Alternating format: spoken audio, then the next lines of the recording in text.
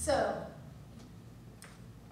I was always trying to fit in and always asking, would they like me if they knew the secrets I held on to?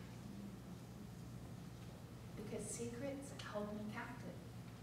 And I think that's what we do, is we bury our secrets and our pain oftentimes in our outer appearance. I was hiding in darkness and really afraid to be known. It started as a young child with my parents busy surviving. My dad being an alcoholic, into politics, into porn, into women. I say prostitutes because probably there were a few, but I can't say for sure. I don't know if he paid for sex, but I do know that that we all paid. We all paid the price of his infidelity, and quietly I felt rejected because his attention was always remained riveted on other women, even though he was married to my mother. And it was comments like those big brown eyes, those beautiful, and he wasn't talking about the eyes with eyelashes. You know, he was talking about a woman's figure. And he was always making comments that made me feel insecure, insufficient, not good enough. And what happened is I was getting older. By 13, I was determined, so many years ago, to get breast implants. I mean, that's what my goal was. I needed boobs because that's what my dad commented on, right? To have the perfect body. And so I started wearing my padded bra. And I'm still wearing a padded bra. Never got those implants. But I felt insufficient. And my father's actions and addictions led us down the wide road of destruction. And I buried my pain at an early age, seventh grade. I was smoking pot, getting high, alcohol, and putting on the makeup and the Farrah Fawcett. Does anybody know who Farrah Fawcett is? Okay, the Farrah Fawcett hairstyle, the wings, And when my mom found out about my father's infidelity and betrayal, my mother turned her attention to another man. He detested me. I saw it in his eyes that he didn't like me, and he caused trouble between my mom and I. And I was a distraction and an annoyance as a 16-year-old teenager, interfering with his life with my mom. So she felt love. That was love to her, that attention. He swept her off her feet. He gave her the strength she needed to get a divorce, and he stood alongside her, insisting on that, and worming his way into our family. And he completely took her off balance, and like I said, swept her off her feet. So she was out of really her mind. And that man's jealousy and manipulation and constant need for her time took her away from us. And I have a twin brother, and a sister who's 3 years younger. So as her attention went on him, I cried out inside, does anybody want me? Does anyone want me? So rejected first by my dad, he moved drove 2 hours away to be near his mistress. Then I was rejected by my mom. And then my boyfriend left me to go back to his ex-girlfriend. So devastated by his rejection, I turned to my friend. Of course, don't we all turn to our friends when we're hurting and in pain and tell them, you know, what's going on? So I did. I called my friend, but her older brother answered the phone. And my girlfriend wasn't there. She was off for the weekend with her parents. But her older brother invited me over. And I thought, great, somebody to talk to. And after giving me some wine, it wasn't too much longer, he had me in the bedroom. And he wasn't listening to my no. And that's the night I lost my virginity through that date rape. And I hid in shame. But what happened was I vowed inside that I would never be dumped at my doorstep again. I would be good enough.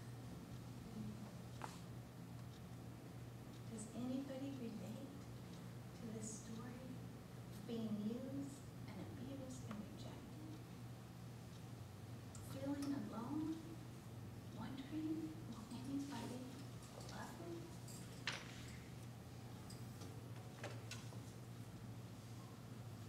So,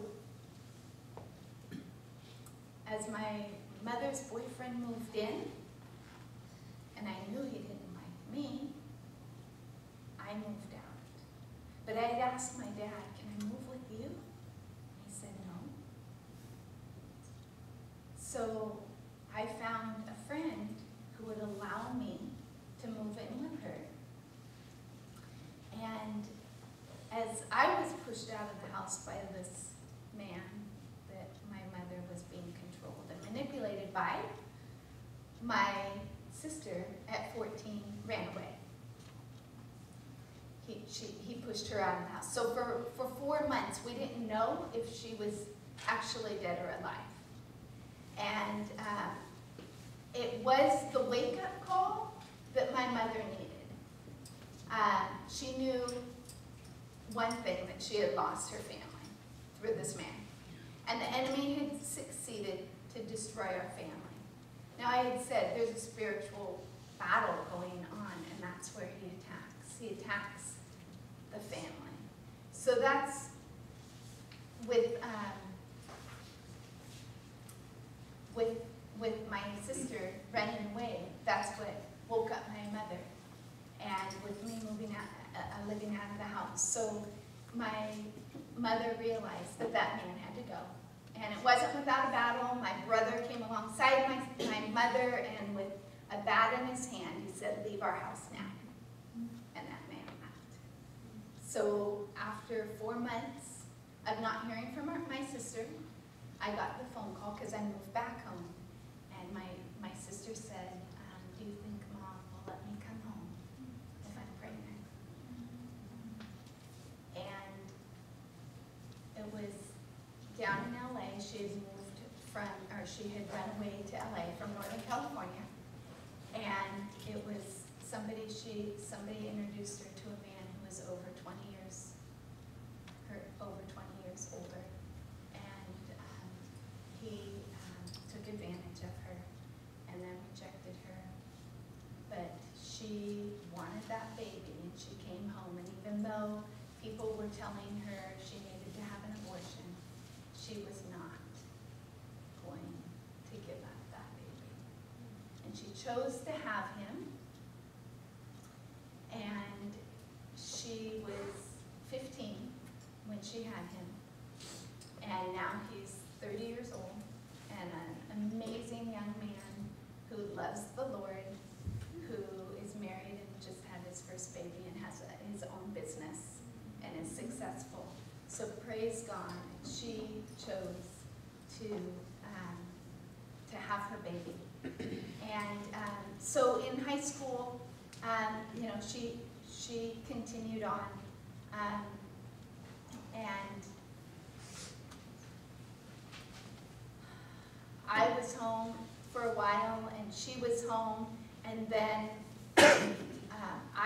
I wanted to be loved so bad that I decided to go back to that boyfriend that came back to me, who had betrayed me, and I lived with him. So in my senior year in high school, I lived with him, and by the age of 20, I had lived with 3 different guys. And the man that I lived with, our marriage was on the wrong foundation.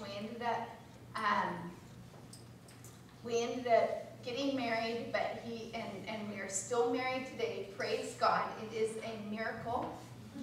It is a miracle from God. It is His grace and His mercy that we are together, and we have these 4 precious children.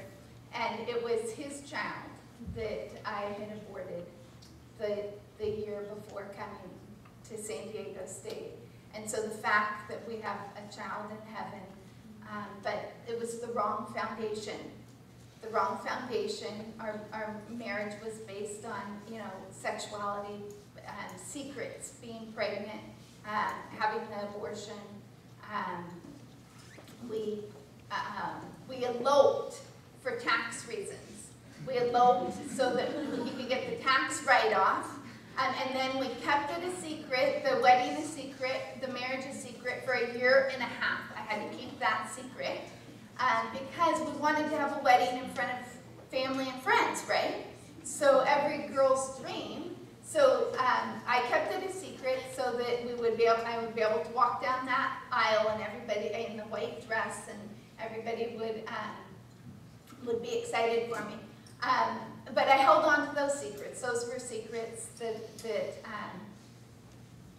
I buried, and I tried covering up. And as I left San Diego State for a career at Nordstrom, I was a buyer at Nordstrom. I hid behind makeup and, again, perfect hair and high heels. My profession brought me power and prestige, and I had, you know, pride and self-righteousness and greed and lust of the heart. And I just, that was my identity. That was my identity. Work was my identity. And God took that work away from me. I lost that job. I lost my God, because that was my God. But he brought me home to raise my 4 kids. And then he introduced himself to me. I met the man. And he met me at the well of my heart, the empty part of my heart. And Jesus, just like the woman at the well, do you know her story? The woman at the well, he met me like the Samaritan woman in John chapter 4 at the well, who was hiding in shame. And at the well, she got her water in the heat of the day at noon. Most women went in the morning hours or the evening hours, because that's when it was cool, but she came at the heat of the day, and it was because of her shame. And we find out that her shame is because she has been married 5 times. She's had 5 husbands, and she's with a man that is not even her husband. So she's living with a man who's not her husband.